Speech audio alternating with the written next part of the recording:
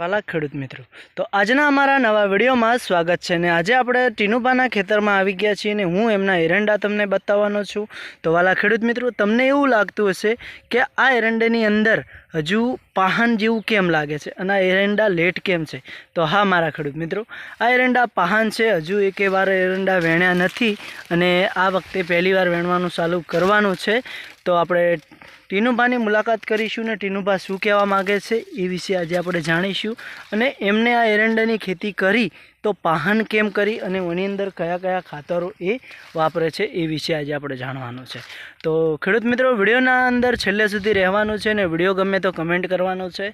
તો ચાલો મિત્રો, હું તમને પહેલાં તો એમના ખેતરમાં કેવા એરંડા છે એ બતાવું છું। તો તમે જોઈ શકો છો ચારે બાજુ એક જ હરખા એરંડા છે અને હાઈડમાં આપે છે અને એરંડાની માળો પણ છે। અને બીજી વાત કરીશું તો કે આ જે એરંડો તમને જોવા મળે છે એ આપણે પાહન ખેતી કરેલી છે, લેટ ખેતી કરેલી છે। તો હવે આ એરંડામાંથી ખેડૂતને શું ફાયદો? તો જુઓ કે અત્યારે એકલી માળો છે અને લીલો એમ જેવો એરંડો પણ જોવા આપણને મળે છે। અને વાત કરીશું તો કે આ એરંડામાં કયું ખાતર વાપર્યું છે અને રાસાયણિક ખાતરો ખેડૂતો મોટાભાગે વધારે વાપરે છે।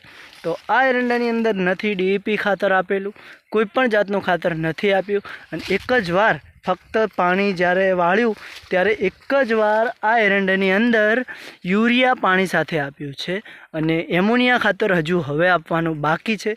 તો વાલા ખેડૂત મિત્રો, તમે જોઈ શકો છો નજરની સામે તમારી એરંડા છે। આ એરંડાનું રિઝલ્ટ કેવું છે?